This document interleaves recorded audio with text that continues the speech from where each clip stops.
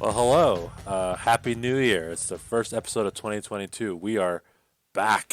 It's 2021, not 2022. Whatever, dude. It's the same thing. It's a new year, new I hope numbers. Who, not. who cares? Well, all I know is that 2021 hasn't been too exciting so far. So, how have you been there, Setzer?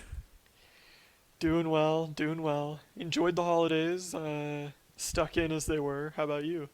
Oh yeah, I enjoyed the holidays, but I'm kind of glad they're over. So I will Yeah. happily, yeah, I'll Yeah. happily move on. Cheston, how are you? I'm great. Yeah. Yeah. Good old Cheston here was having trouble with his computer audio, so No, he's not no, my audio. no, your No, it's my input. Yeah. no, it's just my connection. Oh well, My whatever. internet connection. You pay like $25 to AOL in 2021. You'd figure you'd get Well, something I got better. that free trial disc in the mail and I Yeah. just couldn't pass up a good freebie. Well, Setzer, what have you been playing to start out this year? You guys are gonna hate me, but I've played almost nothing but Jurassic World Evolution. I know. Yes, I saw. I saw on Steam. That's what you were up to. Yeah, saw you playing Yeah. it yesterday. Yep. You were with Dr. Wu. I love this game. Is it like Roller Coaster Tycoon? Yeah, I mean, it's probably more similar to Zoo Tycoon. The game Yeah, it's Derek. most like is Jurassic Park Operation Genesis, a game that I played a ton of when I was a kid. Which, the basic concept of that game is you build your own Jurassic Park, right? Yeah. This is pretty much the same concept, but You build your own Jurassic World. yeah, much updated. There is a Jurassic Park DLC where you just build Jurassic Park instead of Jurassic World, but this is a much expanded on, and in some ways much improved game. It does have its flaws, it's not perfect. It's very frustrating to plan out and build like paths in this game for your guests to walk on, Yeah. which is the backbone of like any kind of park or zoo, right? And sometimes, some of the events that happen can feel kind of arbitrary. Like you have like three advisors, right? Right. One for science, one for entertainment, and one for security of the park. And they will offer you contracts, which are like little, side missions, right? Yeah. Get this much profit per minute, have this many guests in the park, have this kind of dinosaur, whatever. And if you do a contract for an advisor, it raises your rep with them, right? Yeah. But it decreases rep with the other two most of the time. And if the rep with one advisor gets low enough, their staff will sabotage your park. So it's like a never ending chain of sabotage, tropical storm warning, dinosaur breaking out, disease breaking out, refilling the feeders for the dinosaurs. Dinosaurs are fighting, da da da da da. When I just want to chill out and build my park, man. It's a lot of balancing, it seems like. Yeah, you got to spin a lot of plates in this game, and sometimes that's a lot of fun. Other times, when I just want to hunker down and like accomplish a goal, it can get very annoying. And there's no way to like just say like I've built a good enough park, I shouldn't be affected by these problems, right? There's no way to just say like okay, do it Disney style, build tunnels between the feeders and just have them automatically restocked, right? You have to send a Jeep in there into the dinosaur enclosure and like manually have it fill up the feeder. You have to tell that Jeep, go in that T-Rex pen right now and go over to that little meat dispenser and fill it up with meat. Get my Vespine gas. Right, right. But otherwise, just figuring out how to place the buildings, place the paths, get the dinosaurs to live together in harmony, right up my alley. This game has a really fun mechanic where you can alter the dinosaur genomes. So you can put like, oh, dragonfly DNA in there that raises their stats in this way. Oh, put some crab DNA and raise these stats. Put some groundhog DNA in there. That'll raise these stats, right? Which is a lot of fun to customize. In this game, it's like you have certain DNA slots and each slot can put in like a specific subset of other animal DNA, and it raises the stats in a specific way. So the strategy is you want to make dinosaurs that will attract the most guests and get along the best with your other dinosaurs and be able to survive in specific types of enclosures, specific environments, without going crazy and busting down the fences and eating people. More So, balancing. Yeah, it's more of like a balancing act. Okay. So a balancing act simulator. Very nice. Yeah, yeah. It seems like a nice little time waster for you. What's your favorite combination you've made? That is a tough question. The Doctor Wu DLC introduces like hybrid dinosaurs. Yeah. So you can make like the Stegoceratops, the Oh, God. Ankylodocus, and the Spinoraptor. And I really like the Spinoraptor. He's a lot of fun.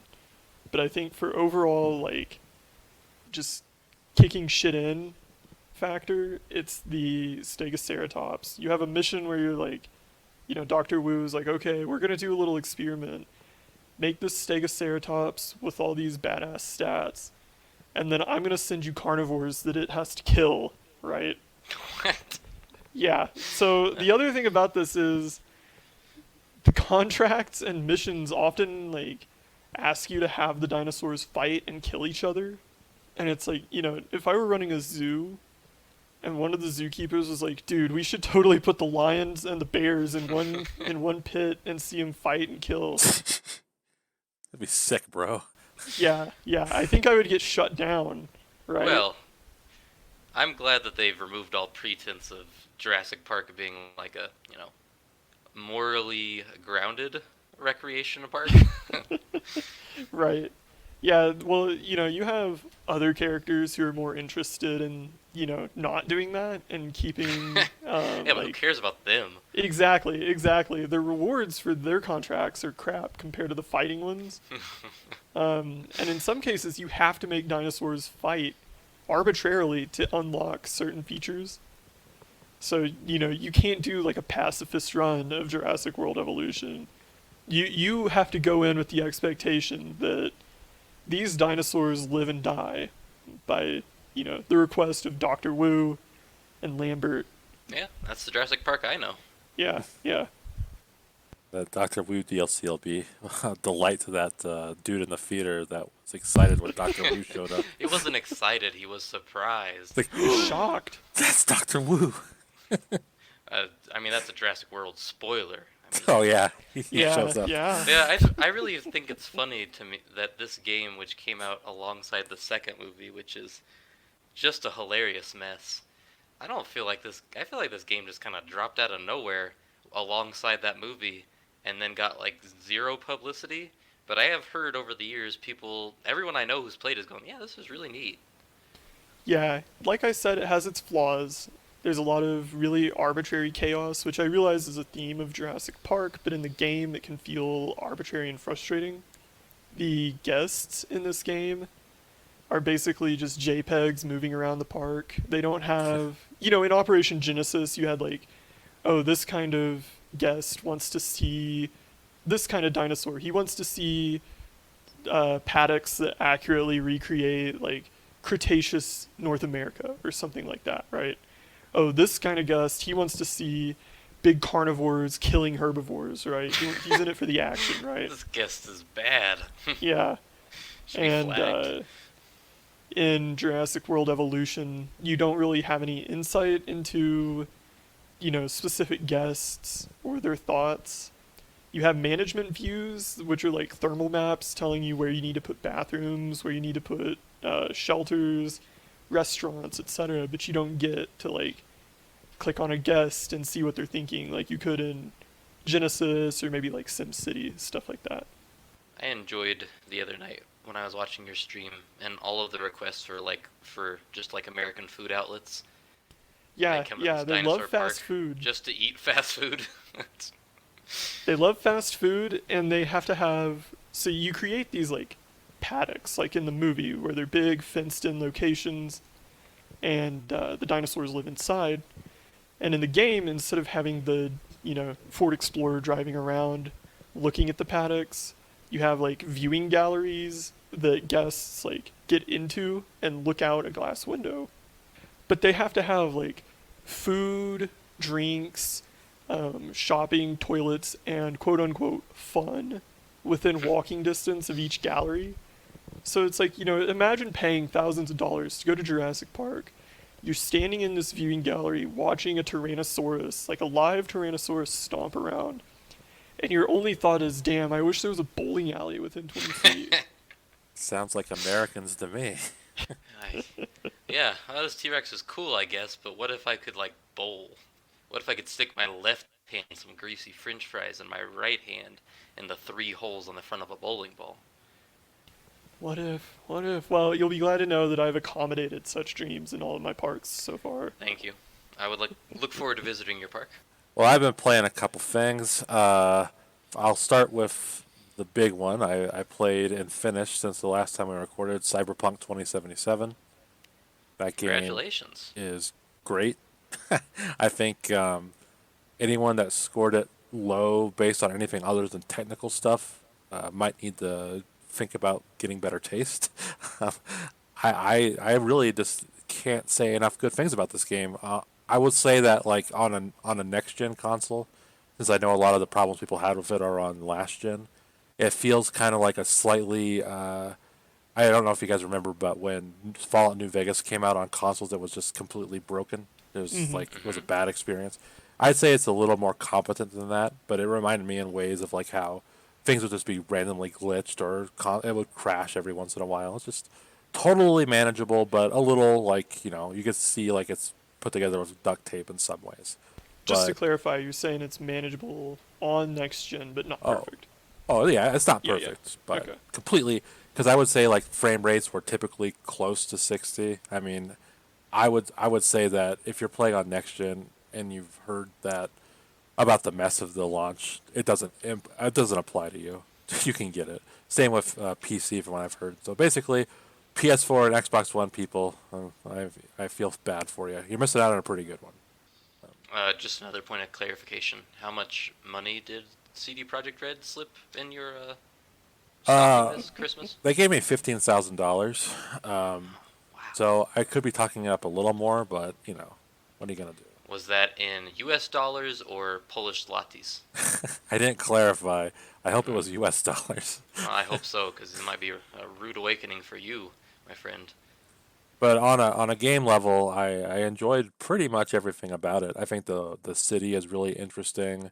I think the quests, some of them are like a little samey, but when you get to like side quests that branch out a little bit, they're all really like they stick with you. Once the kinks get worked out and people kind of move on from the complete shit show that was the launch, I think people will start seeing this game in a different light.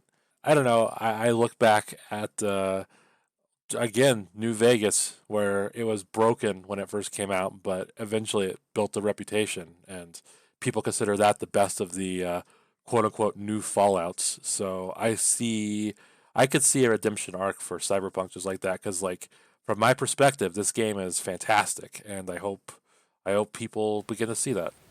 I think we live in different times in some ways because, I mean, certainly games release broken all the time now, but usually it's like, something like Marvel's Avengers where it releases and it just has nothing to do.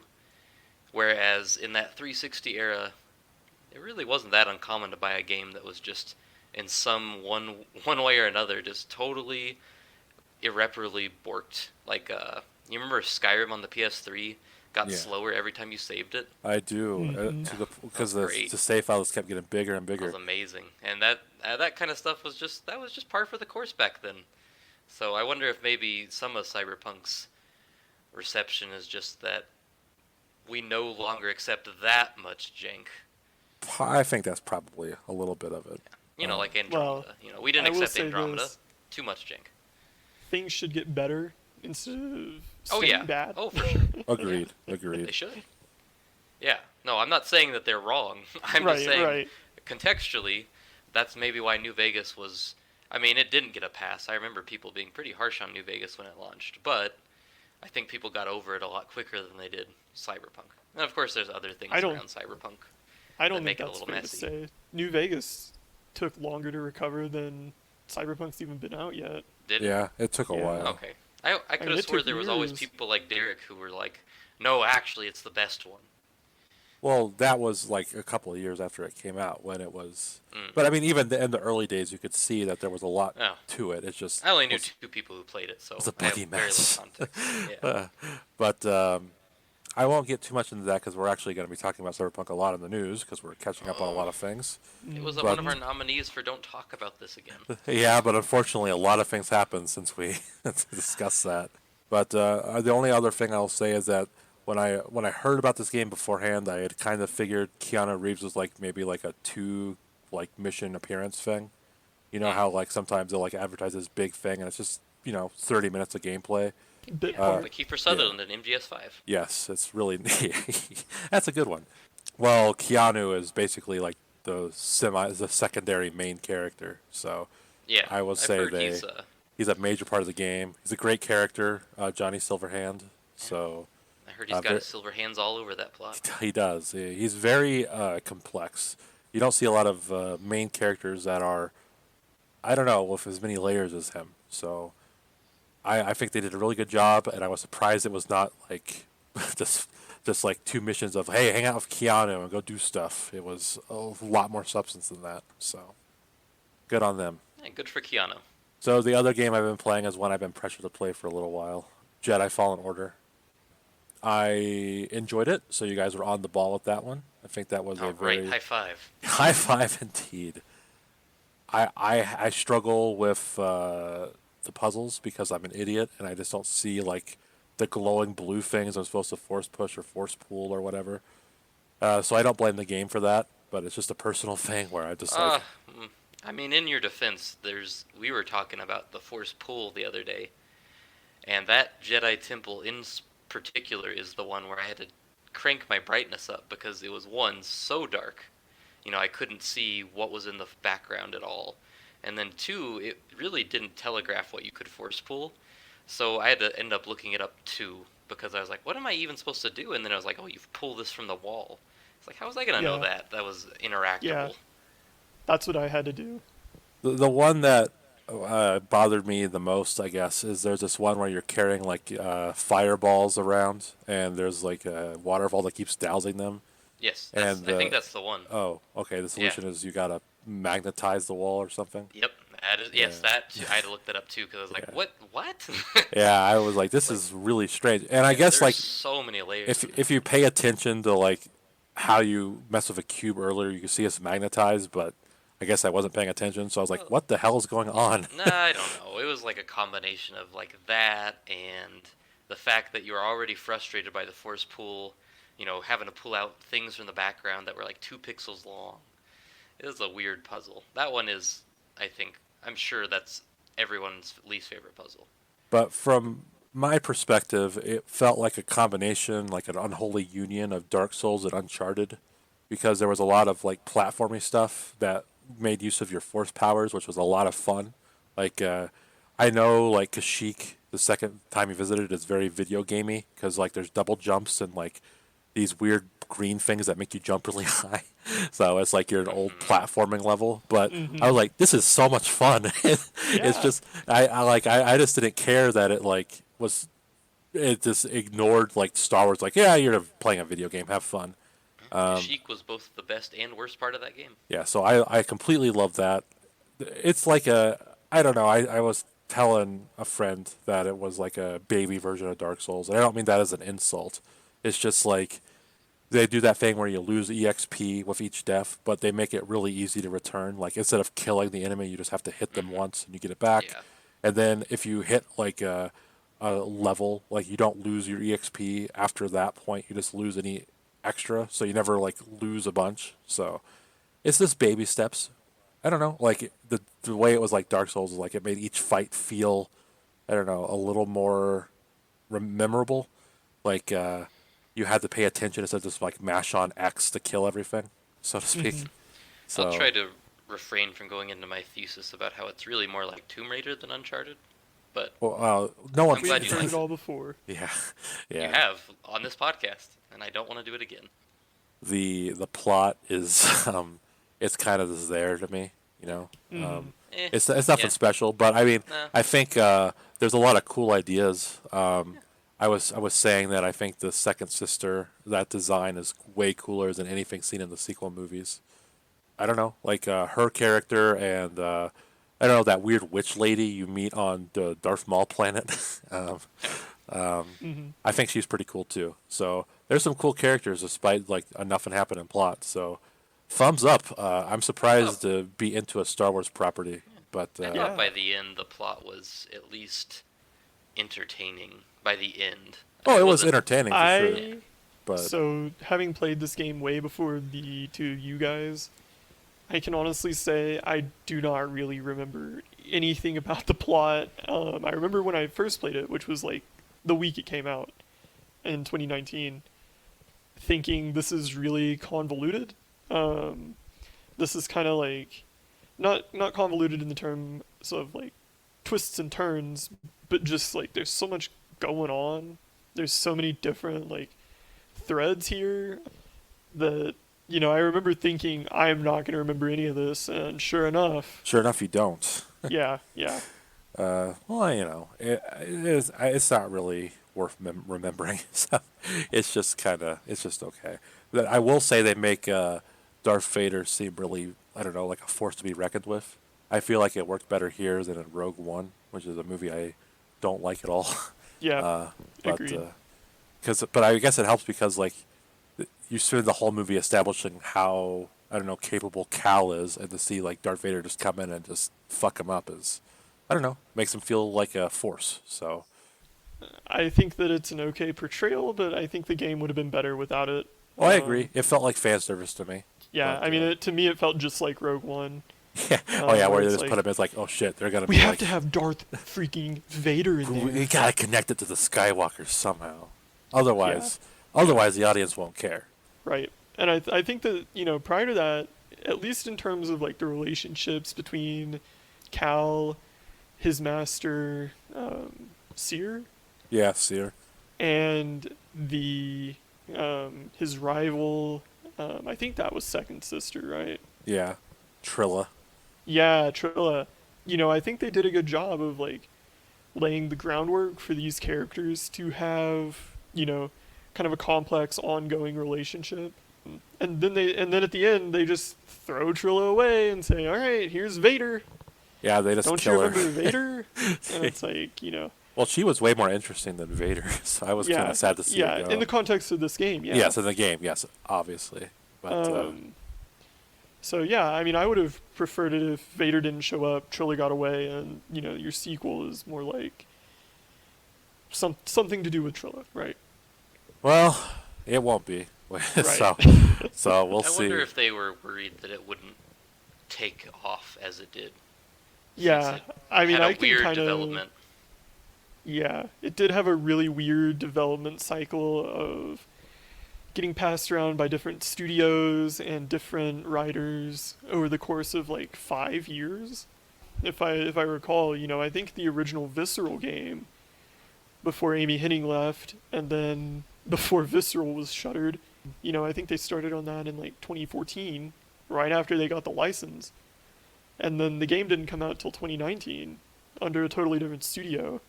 I wouldn't blame them for struggling to be confident in the game. Oh As yeah, good as it was, And it's it a hard came sell. out the same time as the last movie in the trilogy, at which point, the guild was off the lily on that one. well, I will take Yeah. the boring story of this over the Rise of Skywalker any day. Like, Yeah. Oh, absolutely. There's no. Amen. That's not even a conversation. so because like that, like Rise of Skywalker had a video game plot, so this plot was actually better than that. That's why every time I think about this game, it blows my mind that one of the big things was that Disney didn't want them to use the term Jedi because they were afraid what they'd do with it. Yeah. Well, And then I look they at did Rise of better. Skywalker and go, oh no. It's pretty much this and Mandalorian that the Carry on only Star Wars. worthwhile Star Wars things in the past, what, like 5 years? Well, I haven't seen Mandalorian, but because people so highly recommended this and it actually impressed me, I might be more willing to try it now because I don't know, more willing to experience Star Wars after this. So, Yeah, yeah. one last thing, what color lightsaber did you use? Yellow. Yellow. Oh, same. Yellow is. I Hmm. felt that fit Cal perfectly well. That ginger bastard needs a yellow lightsaber. Well, I just picked it because I liked Plo Koon when I was a kid, and he had a yellow lightsaber. Oh, okay. So you didn't want to be like Rey Skywalker. Well, I hadn't seen Rise of Skywalker till like a month ago, so I was totally unaware of that. Oh, I see. Cheston, what color did you go with? Green. Green. Yeah, go on. Keeping it simple. Oh yeah, that's my favorite lightsaber color. It's a good one for Yeah. sure. Return of the Jedi. Classic. Luke is a Yeah. pretty cool guy. It was hard for me because Iconic. All right, so Cheston, what have you been playing? I much like Setzer, I've really only been playing one thing for the most part Yeah. that I'm going to talk about. There's one other thing that I'm not going to talk about. And Dead or Alive Extremes 3. yes, I said I won't talk about it. Why you bring that up? Anyways, I've been playing this game for the Switch called Dicey Dungeons. And this is a rogue like. Trying to decide if it's like or light. I think it's like, because there's, well, I'm not gonna get into that. Anyways, it's one of those. It's one of those roguish type things, I and could tell it's from the name. you could I figured, and it is a deck builder, so it's kind of like Slay the Spire, but a little simpler, and also with dice, which means that it's inherently a little more random in some cases, You kind of which losing means me. that Setzer wouldn't like it. Yep. But there are some things I would say that I think it does very well. That means it shouldn't be tossed out of hand because I'm not always a big fan of super random nonsense. So it had to appease me in some ways. And so one thing I would say is that even though it is dependent on dice rolls, as the name implies, the decks you build are all such that you can really make do with whatever dice you roll. There's a lot of abilities that let you change your rolls or re-roll or bump your rolls. So there's very few times where you get a roll and it's just like totally bad. Like I can't do anything with this. I've lost a turn. Now I'm gonna lose. There's not a lot of that. I'd say there's more of the enemy getting really good rolls and you getting really annoyed with that. But I would say it gives you a lot of tools to mitigate some of that randomness, which I like. Another thing that I like is that, you know, we've all played some of these rogue games. I'm gonna take one like, let's say, Enter the Gungeon. Have either of you played that? Yeah. Nope. Okay, okay. Well, it's very standard. So it's, isometric, shoot 'em, bullet hell type thing. Super hard. And the only way that you clear that game is by somehow managing the gauntlet of stages it puts before you, and then there's extra clear objectives after you do that. I have a friend who got pretty into it, and I know there's a lot to do after it. But the point is that it takes you a really long time to experience any success because there's only one success criteria, and that is clearing the game.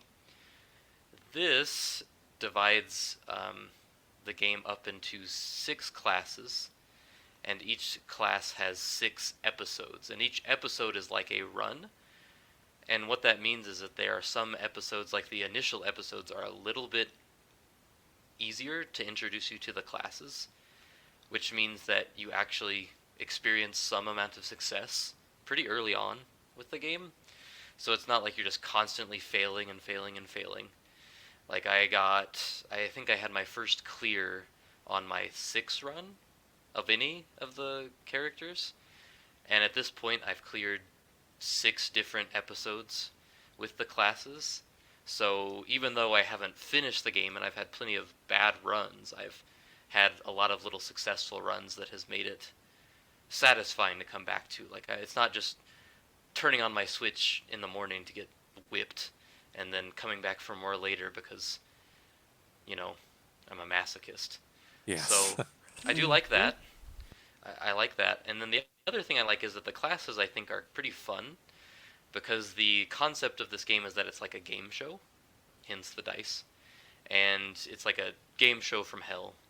It's ran by this evil Lady Luck, and she turns all of these people into dice. And so they're like normal people, and they're turned into dice that fit their personality type. Like you have a character who is like really brawny, so of course he becomes the warrior.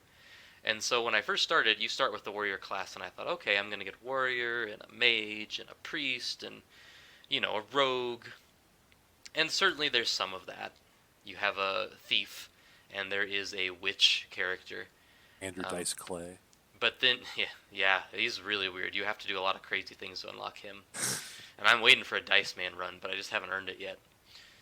But either way, the other classes it gives you are pretty interesting. It gives you a robot, which is not a normal RPG class, and a inventor. And the way that these classes differentiate is pretty interesting because it's not like, oh, the witch just has magic spell cards. It's like the way you have to build your decks is totally different. Like the way you initiate, like you interface with your rolls even is totally different from one class to the next. Like your warrior is really standard, but then your robot, instead of you rolling a set number of dice, you have like a circuit board that has a number on it, like a sum of 8. And you can press the roll button to roll, but if you go over that circuit limit with your dice rolls, you'll burst and you won't be able to roll any more dice and you won't be able to do anything else in that turn. And you build that circuit board up as you go through it. So eventually you've got a pretty high number that you're able to get to. So it's not like, it's kind of a little gambling mechanic, so you can get there and you can press your luck, and if you press your luck and you end up right on the circuit board limit, you get a special boost, which is pretty fun. So really, just some is that it's interesting the way it has these different classes. Each run and each class feels very different from the last, and so it's been a lot of fun for me. The past few weeks, I've cleared I've cleared the initial story with every character, and now I'm working on the subsequent episodes, which all just put fun twists on each of the mechanics.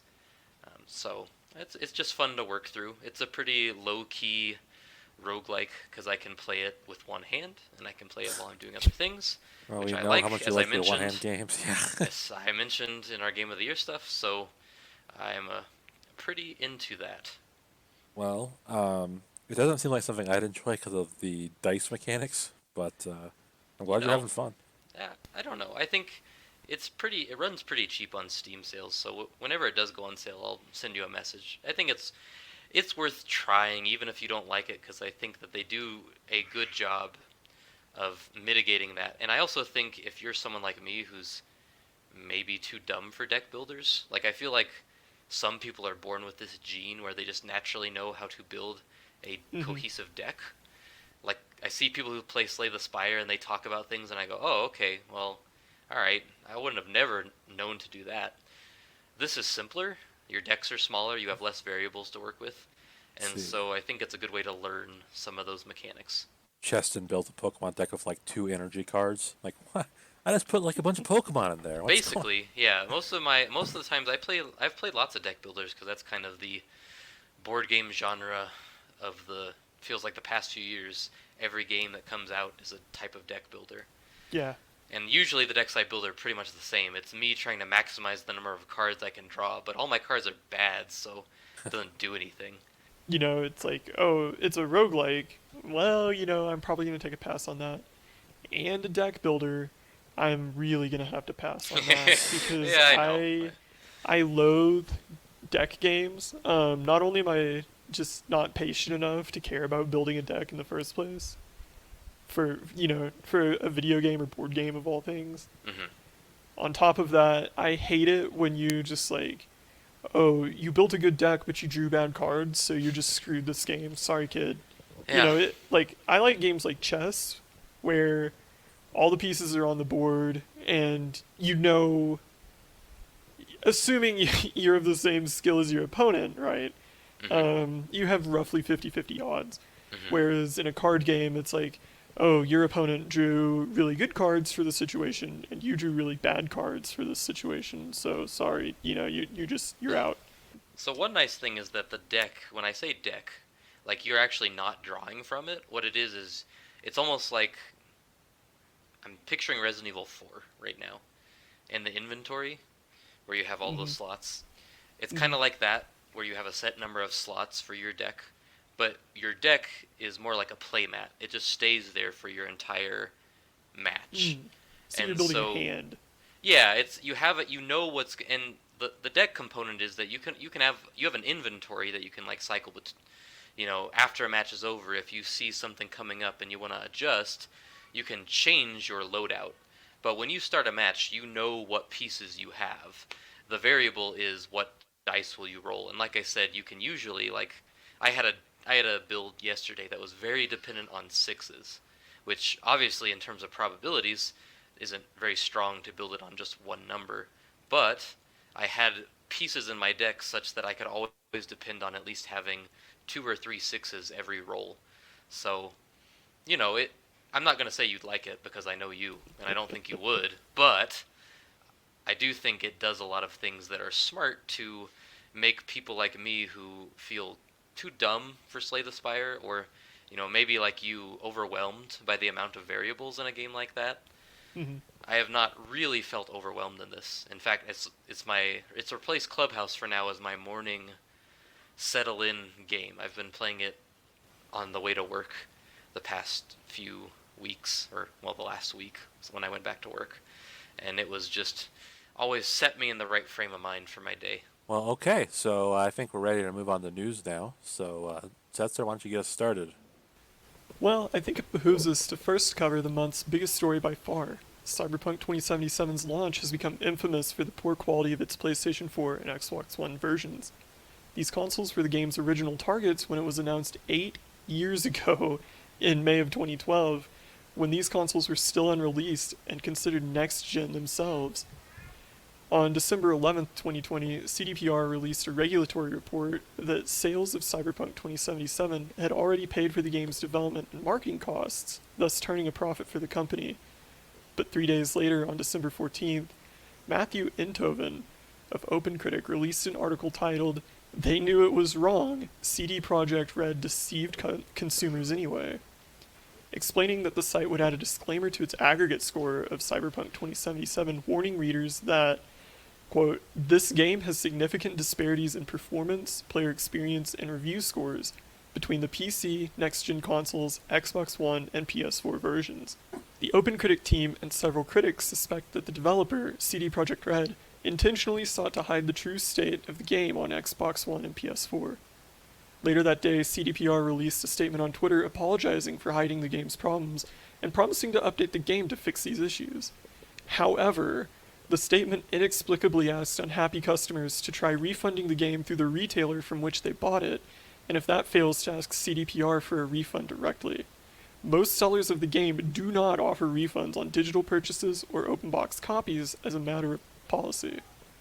Just hours later, Sony announced that it would break from that policy and offer refunds for Cyberpunk 2077 and the removal of the game from the PlayStation Store less than a week after it was featured on the front page. In a statement, CDPR framed these decisions as a mutual discussion with Sony. 4 days later, on December 18th, Microsoft and Best Buy announced that they would respectively allow refunds of digital and open box copies of the game. CDPR stated that they would provide refunds to anyone asking out of their own pocket if necessary, but GameStop would also allow open box refunds 3 days later.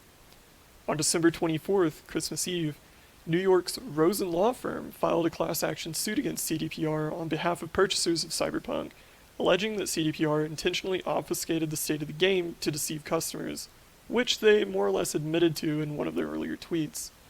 It's hard to even summarize the situation because it's so unprecedented. We talked a little bit earlier about the acceptable technical state of a game and how that's evolved over time with the expectation of consumers. But I've really never seen anything like this happen. What about you? No, it is completely. I remember I was on my Christmas trip in the middle of the country, and I looked on my phone and see like Sony has delisted Cyberpunk. I was like, what the fuck is going on? Like it is, and you know, things are really dire when GameStop's offering refunds. Those greedy bastards. Right, So, exactly.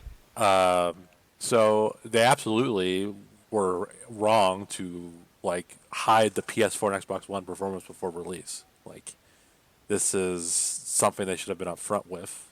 And as you said, this was the original target when the game was announced 8 years ago. These were PS4 and Xbox One games, so it should have been, I don't know, targeting that a little better. um, so from what I've gathered through playing it, on my next gen experience, I feel like the game isn't necessarily as broken as they think it is. I think it's more of them trying to squeeze it onto the old hardware. So I think this is a little fun little sneak peek at the future of games that try to do this, where it runs like complete garbage on last gen. But again, this was announced for the PS4, so it should run well on a PS4. You know?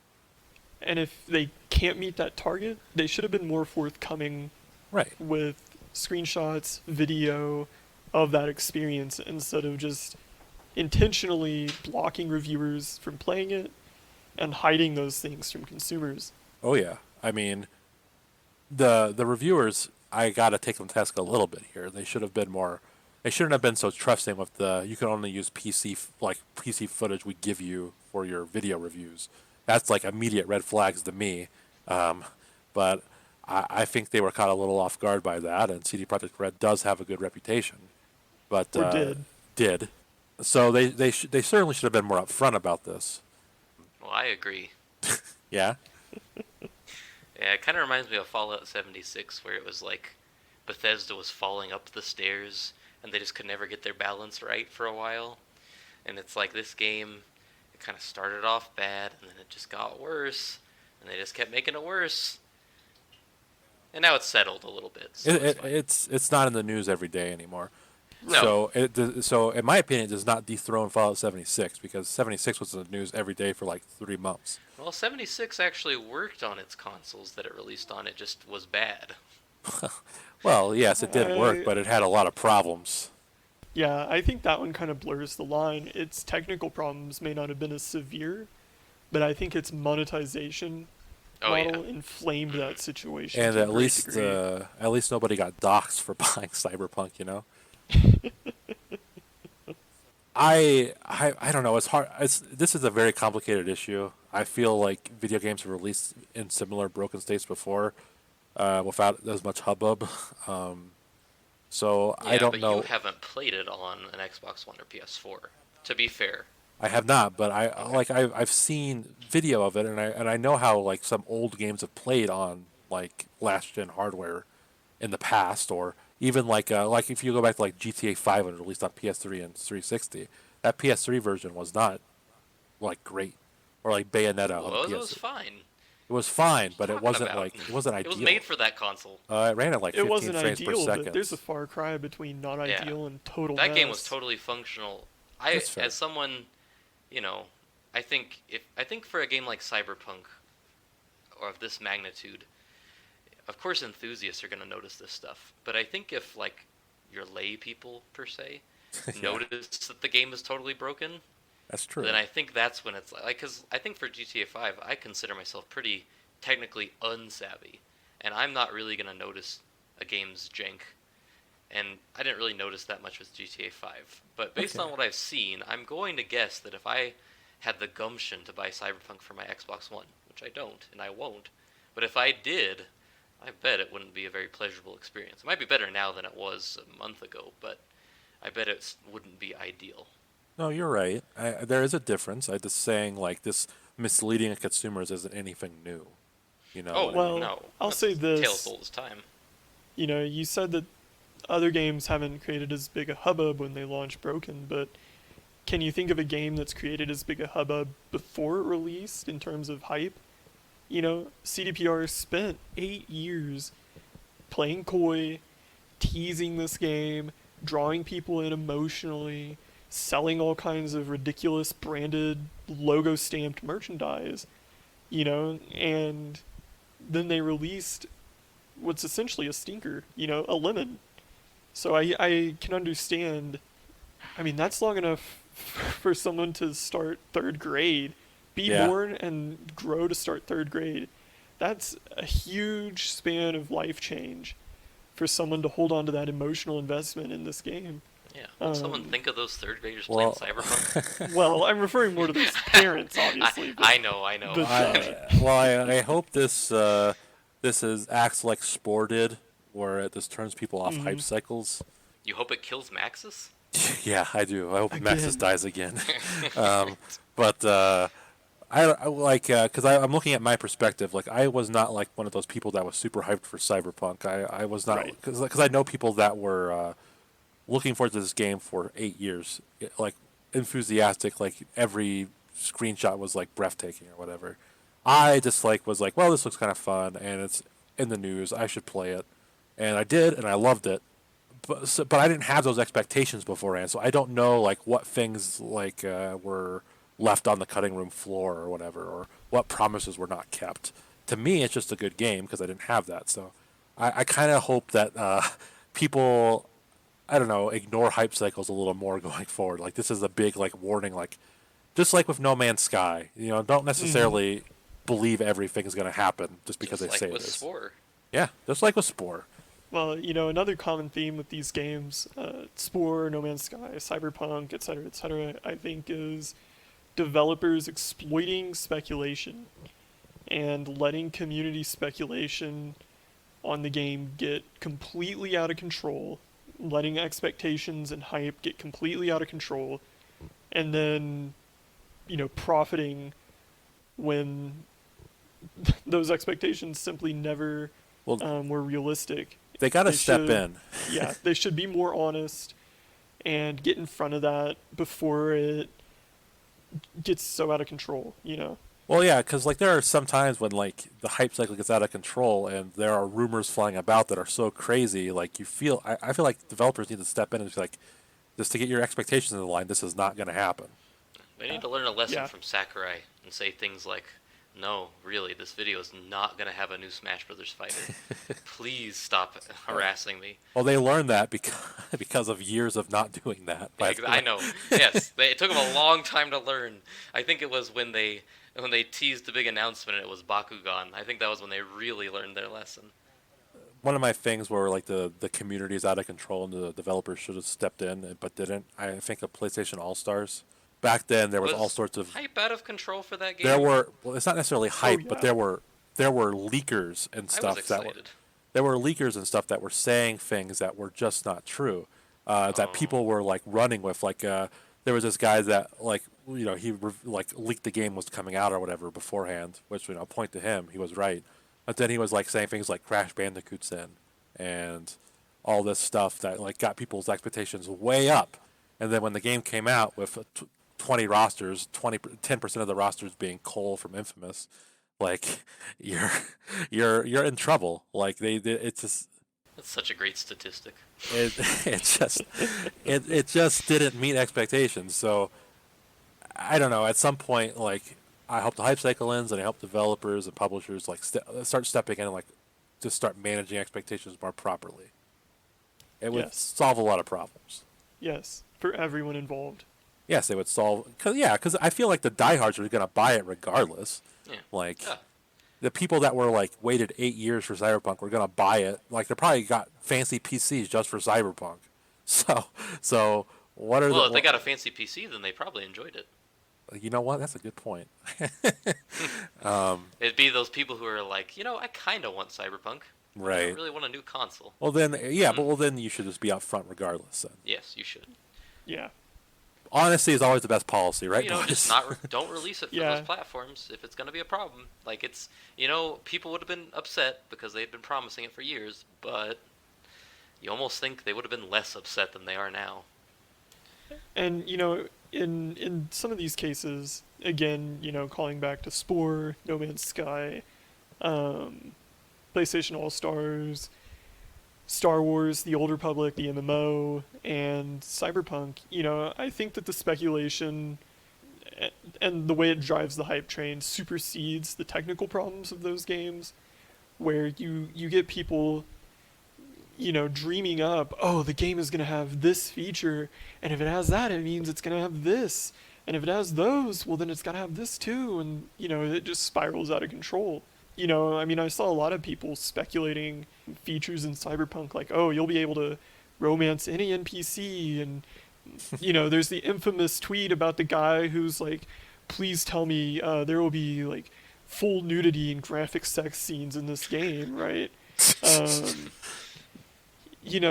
People just speculate, right? Right. So even if you're not necessarily afflicted with the last gen technical problems, a lot of people are still burnt, even as they play it on their high-end PCs, because they bought into these, expectations that maybe if not necessarily cultivated by the developer, which in many cases they are, were not quashed by the developer when they should have been. Nintendo kind of has the right idea lately about how to handle hype cycles by basically Ignoring them. eliminating them and saying like, yeah, the game's coming out in like 2 months. And so it completely cuts out speculation and kind of gives you a good idea of a finished product. And I feel... to be fair, they did a terrible job with that with Paper Mario because they knew what people were going to think and they left a lot of details hidden until the game came out. Right, but at least it wasn't like 2 years of people building up an RPG. No, it was not. It wasn't 2 years of people doing that. It was just 2 months of people talking about the Thousand-Year Door. So I hope this leads to like more games just like being unknown until close to launch where you can just kind of be honest about it. I think that'd be probably best for everybody. I think people would be happier if they were like me and had such low expectations that really, at best I think might think something like, maybe this will have one-handed controls. Cyberpunk really benefit it. Yeah, exactly. You got my drift. Oh yeah. Oh yeah. Think that'll do it for Cyberpunk, maybe forever until they release the next gen patch and that's broken. But we'll see. But what's next, Setzer? Well, wouldn't you know it, but a game that does the exact opposite of everything we just talked about. Cyberpunk 2077's last-gen technical issues have raised, once again, concerns about Halo Infinite's own last-gen release, as reported by Windows Central's Richard Devine. People are beginning to draw a comparison between Cyberpunk's technical issues on the older hardware and Halo developer 343 Industries' recurring development problems over the past decade. Fans and commenters alike are concerned that Halo Infinite may suffer a similar fate. Unfortunately, for some of us, depending on your perspective, 2 weeks after Mr. Devine's article, however, Game Informer's Leanna Ruppert covered a December 22nd, 2020 tweet from 343 Industries community manager John Janizik, confirming that the upcoming game's last-gen release was not, in fact, cancelled. Where do you guys stand on this one? I think we've talked about this before, and I am still firmly in camp. Cancel the Xbox One version and Cancel call it a it. day. Cancel it. I mean, this game was not... was this game promised for Xbox One ever? Yes. Oh, it was? I think so. Yeah. Because when they first announced it, there was no Xbox Series X or S. Exactly. That's how long this game has been in the oven. Yeah. Oh, wow. Chief Okay. was in that desert a while ago. Well, still, cancel it. Wait, that was Halo 5. I don't think releasing a product just because you said you would and releasing a dud is doing anyone a service. Like, Exactly. you should just release the good product. And I think the Xbox Series X or Series S or whatever you want to go with can handle Halo Infinite and the old one can't. Just go with that. Yep. Halo, it's not the name it used to be. You know what I mean? Yeah, it's and on I hard think times. I think the people that really care about Halo would buy a new console for Halo or would upgrade a PC for it. So I don't think they're gonna you're gonna get a lot of people that are like, ugh, I can't believe I bought the Xbox One for Halo Infinite and it didn't come out. They just buy a One X or whatever, or Series X. Yeah, it's just what it is. the Xbox One got its Halo game with Halo 5, and I think it's time to admit people didn't really like that game, but they got their Halo game. Right. I think that's the corporate response here. Well, yeah, And sometimes not games only- should just get canceled. Yeah, not only will people who are really loyal to Halo buy the new console, upgrade their PC, whatever, to meet the needs of Halo Infinite, I think that the Xbox Series X needs an exclusive anyway. It desperately needs some reason to buy it. Yeah, So I don't see why you would make the big exclusive worse to accommodate the platform that is on its way out. yeah, it doesn't make any For the sense. very few people who are going to care enough to buy it.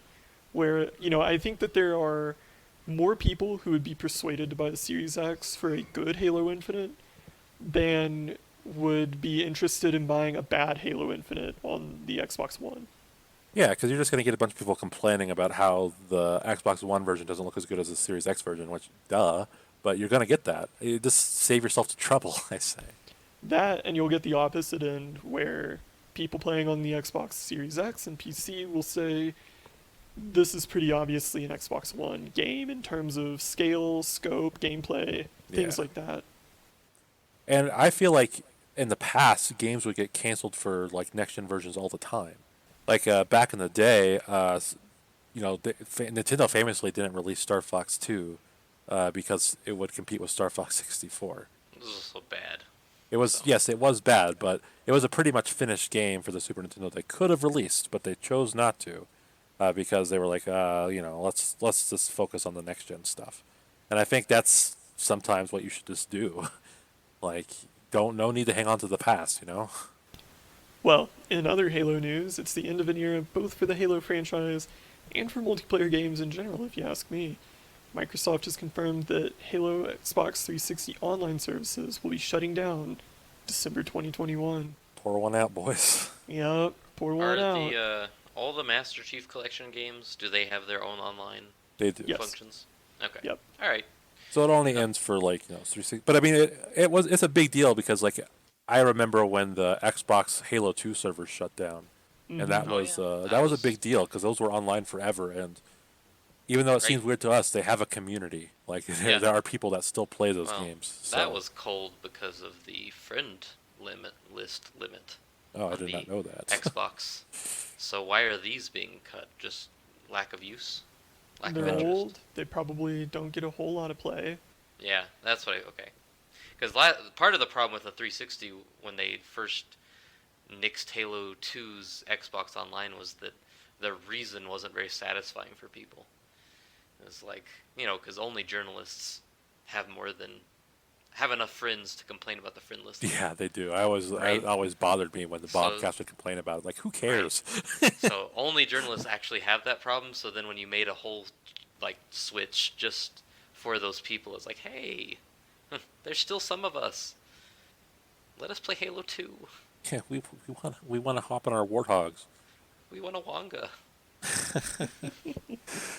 I think Halo is kind of synonymous with Xbox Live, so it's always sad to see these things kind of go. But We'll always have the memories in our hearts. yeah, at least they have like you can still play like you can get Xbox One and play the Master Chief Collection stuff, or you play it on PC. So it still exists. It's not like it's gone from memory. I think one of the biggest like the servers are up way longer than they should have been, or not should have been, but way after like the expiration date was like Demon Souls, where they kept saying they're going to close the servers, and fans would complain like, "All right, we're going to keep it open for an extra year." This kept going on and on and on, and they finally have a new Demon Souls to play. So I'm glad that Halo people can still play Halo. At least it's not like a Chrome Hound situation or something where it's just gone. You can't play it anymore. Mech Right. Assault. Mech Assault, where it's just over. So it's not over. It's just over if you only have a 360. So silver linings. We have an Xbox for those people. It's called an Xbox One. That's right. Don Matrick coming back, Yeah. baby. Well, as for Sony, MPD Group Executive Director and video game industry advisor Matt Piscatella tweets that the PlayStation 5 has become the console with the most launch month unit and dollar sales in US history, with 3.4 million units sold in its first 4 weeks. Yeah, According that's to- not surprising. Yep. I think the more interesting thing is that the PlayStation 5 totally dropped with a thud in Japan. Really? Yes, it was not extremely well received. Well, I hear a lot of concern regarding the PS5 launch is that the hardware is selling, but the software is not. Yeah. It's not What too I mean, software? I don't know. Demon Souls. Is that surprising Oh, though? Because wow. there's not I don't know. There's not a lot of PS5 exclusive games There's not. yet. Usually when people buy a console, they buy like one or two crappy launch games to fill out their Hmm. library. But because these consoles are backwards compatible, there's really no need to do filler. Like Well, and your old games are boosted, so just play yeah, all your old games. yeah, and compare it to the PS4 launch. The kind of games that launch with the PS4, Knack, Killzone Shadowfall, like, not good games by any means, but But people bought them. they're small. Yeah. These PS5 games, I mean, Demon Souls, that's huge. You have Assassin's Creed Valhalla, is like probably, if I had to speculate, probably a 50, 60-hour game. And I think that was the most successful launch game for both consoles. So you Hmm. probably have a lot of people who buy these and then they buy a game like that, and they're good. They're good for a little bit. Back to the main issue here. It's really not surprising that this thing sold well. We're in the middle, like I think COVID numbers were like really ramping up in November, so people are trying to stay home.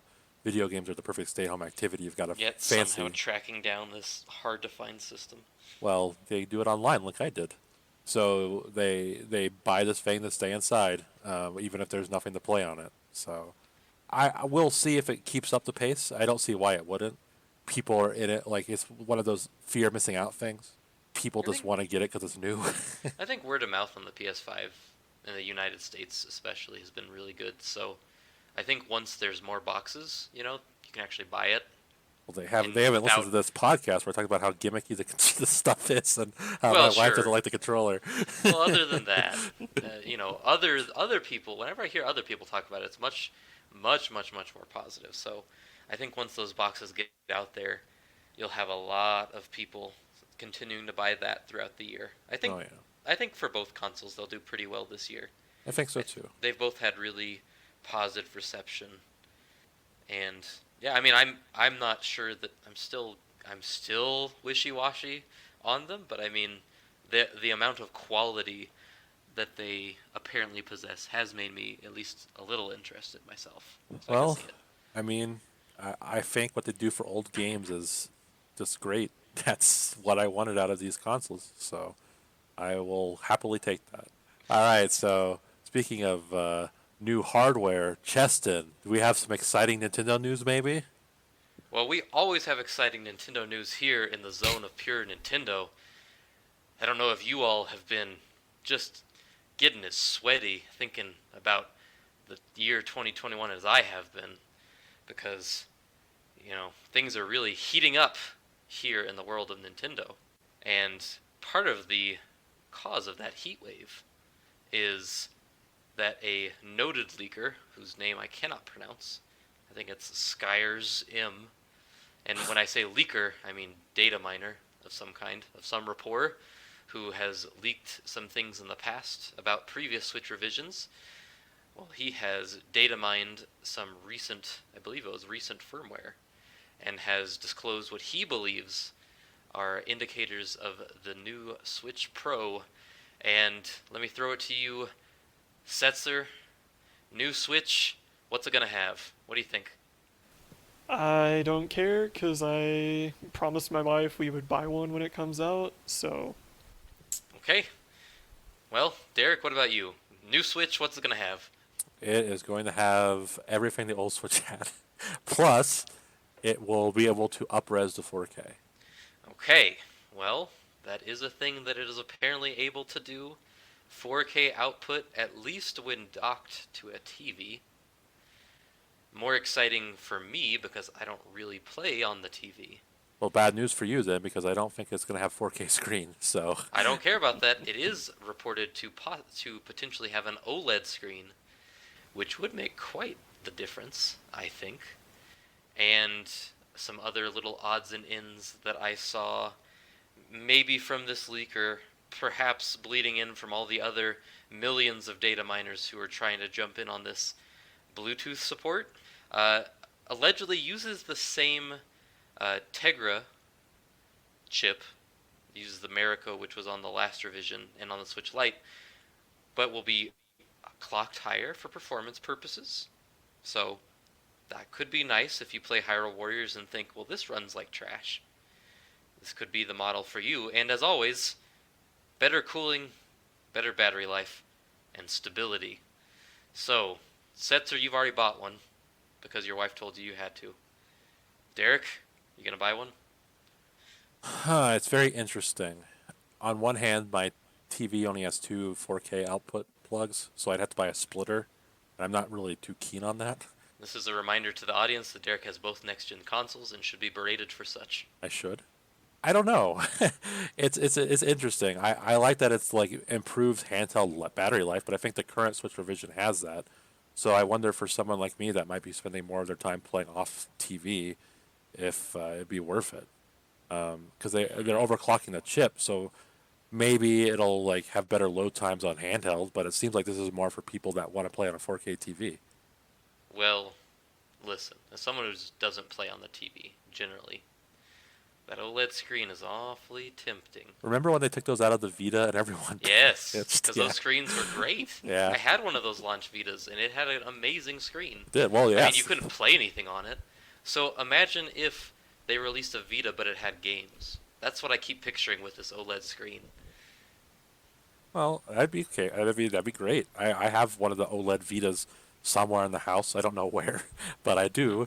So the screen did look great. Are you using it as a doorstop, perhaps? I think it's just in a drawer somewhere. Dog 'Cause chew toy? the only games I wanted to play on it are all ported by now. Persona 4 Yeah. Golden ported, Gravity Rush ported. But I mean, if it's overclocked, the chip should be more powerful. So maybe Hyrule Warriors would play less like shit.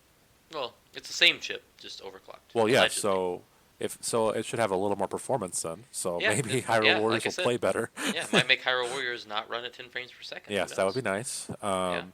And I do like that, they're outputting to 4K. It's just a simple upres, I would imagine. Yeah, I So- can't imagine. So, if I were to play on TV, it would like look really nice because I do like playing Smash Brothers on the TV. That's God's way of playing it. And I do notice that it looks a little, I don't know. It doesn't look as good as some of the other things. So, it'd be Well, nice it looks fine. It looks fine, but I think that little upres would be nice. Yeah. So, Well, yeah. I mean, that stuff I don't care about too much. I really only play on the TV when I am playing Smash Brothers, or every once in a while we'll play Yacht on the TV, but That's I don't really stupid. notice the resolution on that. Hey, it's not stupid. Shut up. Yacht's a portable game. Well, Um, yeah, but I can shake the Joy-Con and have the 3D rumble, jerk. Yeah, that's true. Yeah? Okay, you want to shut up now? Okay. We talk about the Switch? Huh? Well, the one thing this data miner didn't say that I think is pretty important, especially for a pro model, because this is going to, I imagine, be marketed more towards those who already have a Switch, or two Switches in my case, and, trying to fleece us out of a little more money. I would think it would need new Joy-Cons so that we don't have the ongoing, what is it, Rift drift problem? Yeah, because I've never had drift myself, but most people who are, I think this will be targeting, are people who have probably experienced it. I know I you've have. experienced it, Derek, so, Yeah. I know it exists, and it's not just an imaginary thing, so I think this would be a great time to make that change, whatever needs to be done to make those sticks drift less easily. I think they should pursue. So, but I don't think the data miner would be able to get that. Maybe not. I'm talking a big game now, but we know when we get closer, I'll be day one Switch Pro. So. Oh yeah, I'm probably if it actually does have an OLED screen, and I think it should have more storage. But Look, I'm not all Nintendo has to do is put up a video of Hyrule Warriors running on a Switch Pro compared to the old one, and they're like, "Oh, this looks way less juddery." And that's all it'll take for me.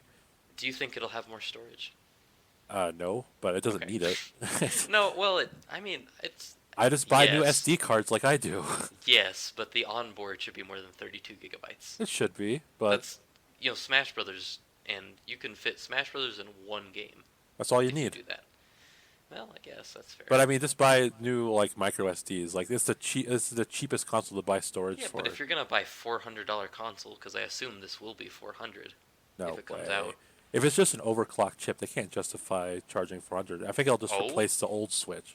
You don't think people will buy it? I mean, they'll just keep. You don't think they'll have the original Switch, and the Switch I Lite don't and think have so. 400, 300, 200? I think they'll just market it as a new revision and say this one's replacing the old Switch. $300. This is gonna sound really prissy, I think. I hope that it feels expensive, like the 3DS XL, the new 3DS XL.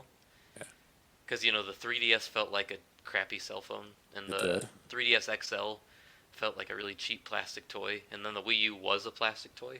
It was. And then the new 3DS XL, though, that thing felt like $250. It did. So, So you're hoping this feels hoping less like a toy. hoping this new Switch doesn't feel like, I think the original Switch, one of the things I didn't like about it was when I would hold it, it kind of felt very loose on those little grips on the side. Well, they need to fix the kickstand.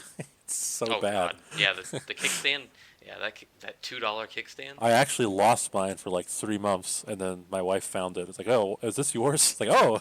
That thing So, is pretty lousy. yeah. Yes, they should address that with a sturdy stainless steel kickstand. I hope they just make this look like the original DS, where it's just uglier than the devil's face. It's like, here you go. Here's your new Switch, bro.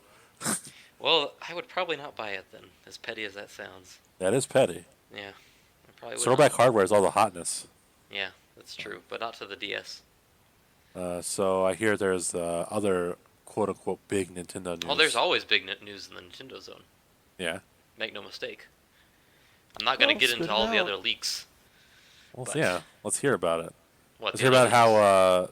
on January 11th there's a Nintendo Direct that has all of your favorite games coming out, like Fallout 3, New Vegas 2, or Bakugan 2. Bakugan. Well, What? I hate to disappoint you, but the only direct details right now are that a lot of things are maybe pointing to possibly a hardware announcement of some kind in the next week or two.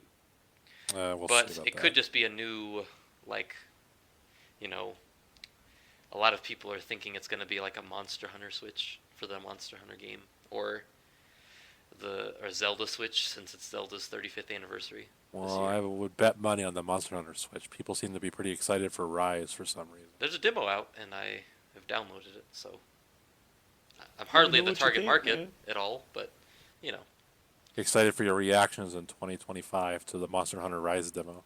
yeah. Well, I think this is the kind that Setzer likes, so maybe when he buys that Switch, his wife makes him buy.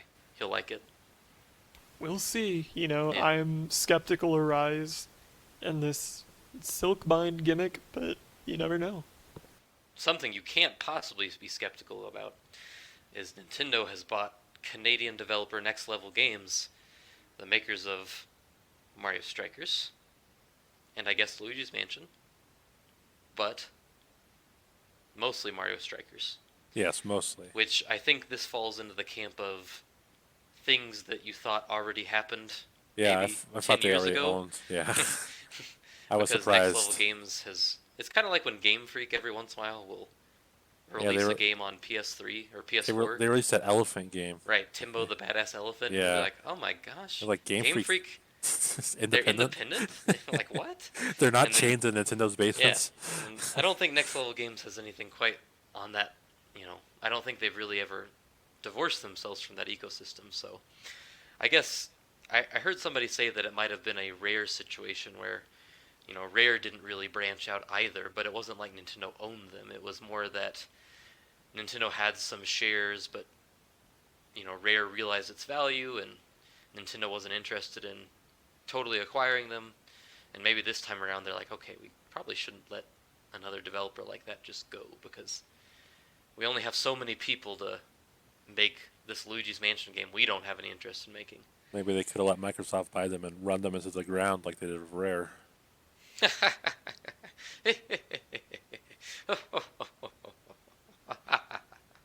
Ugh. Yeah, it's dark. It's dark days. Anyways, that's all for me from the Nintendo Zone. I'll see you next week. Well, what better way to play us out this week than a couple of good old-fashioned scams, right? Yes, our favorite. Justin, you mentioned earlier Assassin's Creed Valhalla and its prodigious length. Well, Game Informer's Joe Juba writes that after releasing the notoriously grindy and repetitive game without its predecessor's paid XP boosts, Ubisoft added them to the game after the review cycle in order to avoid concerns about Ubisoft's financial incentive to artificially inflate the game's grind. Derek, I know after you beat Jedi Fallen Order, you mentioned how refreshing it was to just play through a game. Where do you stand on these like insane games where you're basically paying to be inconvenienced and then paying to rectify that? Well, I would. The cynic in me says this was always the plan. That they released a game that one of the obvious complaints would be that it's grindy. So they're like, well, we're listening to you consumers. We're making it less grindy by offering you an option. I think this was always the idea. They just waited until people wouldn't be paying attention or wouldn't care as much because the game's been out. I think games like this are way less fun than a short 15-hour experience. You don't need to add a bunch of fluff to make a game like worth your money. It's quantity over quality crap that is diluting, the value of games. But Assassin's Creed Valhalla always makes me laugh because on our road trip for Christmas, we heard someone on the radio refer to it as Assassin's Creed Vanilla, and it's made me chuckle ever since. So it's I have no interest in this game, and I think what they're doing is scummy. But at least I have that. I don't like what they've done to my Assassin's Creed games. I used to like these games. It was nice when they took like a break, but then they came back like, all right, they're all the same now, but a different kind of same. Well, they took another break. Because Oh, Valhalla, did they? it's been 2 years since Odyssey. Really? Wow, 2 whole years? Yeah. It does not feel like it's been 2 years since Odyssey. Well, that's because the year 2020 was just one giant Sarlacc pit of a year. I suppose. But yeah, it was a 2 year break. How about that? Yeah. But it's And a they shame. didn't come back with anything really new, I don't think. Well, no, because So, their last break came back with Origins, which was a which completely was different very take. It was just The Witcher, Assassin's Creed. Right. So it's kind of a disappointing. But I mean, I like one look at this game and I see all the things I hate about modern game design, like your open world fluff, like this filler game, the just pass time while you do something else. Doesn't have anything interesting to say. Doesn't. It's just there to take your money, essentially. Yeah, So, I mean, it's hard. These things are weird because, we will come on here and complain about it because it seems scummy, and also we don't like it. yeah. But then when you get out there and you talk to a lot of people, they look at these games and they love them. They love how long they are. They love that they can continue to play them and play nothing else. Like it's a weird. It's almost like when you see a movie and it's like the critic audience split. Right. And then with these Assassin's Creed games, you almost have like I don't know. It's not a critic's audience split really because they review well and they sell well. It's more of like a um, jaded old person versus up and coming young folk split, where we look at it and go, oh, this is crappy and exploitative and bad. I have no problem with length. Like if it's gonna be 80 hours, that's okay. But I want there to be 80 hours worth of worthwhile content. Like like why it's 80 hours is because you're going out and grinding or going out and doing like little fetch quests that don't have any story content. It's just filler junk. Just give me a cohesive story or a focused like narrative. You know what I mean? I mean, we just came off the back of Avengers, where the main complaint was there's not enough content. I want to play the game, but there's not enough content. I keep playing the game because I paid for it, but I'm not having a lot of fun. Destiny perennially runs into the same issue. A lot of these games where they're just artificially inflated, you know. I think that they sell well because they're attached to these big names, and they review well because they're not total travesties, but as people play them, I think at least on Steam, something like 4% of people have completed Assassin's Creed Valhalla. 4% of people who bought it. So, Pathetic. I really question how much people actually enjoy these games if they're not even bothering to beat them. I kind of look at them like just kind of like a soulless Hollywood blockbuster movie for the summer. You know what I mean? Where you just kind of see it because it's there. To me, they're like buffets. You get a big old plate, a whole heap and helping of maybe a little bit of fried chicken, some macaroni and cheese. Oh shoot, I'm just gonna throw some soup on top too while I'm at it. maybe a little bit of ice cream, and then you look at it and go, oh man, I'm just gonna love this plate so much, and then you eat it, and it's just still going. You haven't even finished half of it, but your stomach hurts. It's like that.